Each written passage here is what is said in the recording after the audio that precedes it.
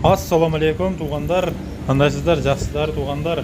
Сүйінші туғандар, рубль қайта қимылдап баштады, туғандар көтеріліп.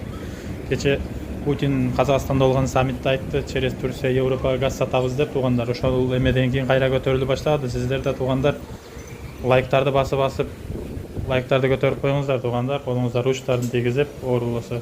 Коңгуроочун басыңыз, видеобуз биринчи болуп сіздерге барат. Халк банкыда туғандар 1.3-кө чыгып калды, билесиздер. Ылдыйлап кеттиле.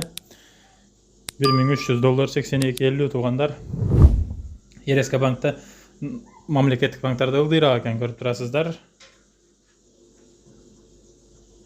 Эко Исламик банкта да 1.3 болуп турат, 1300 миң рублиңиздер 1300 болуп турат туғандар.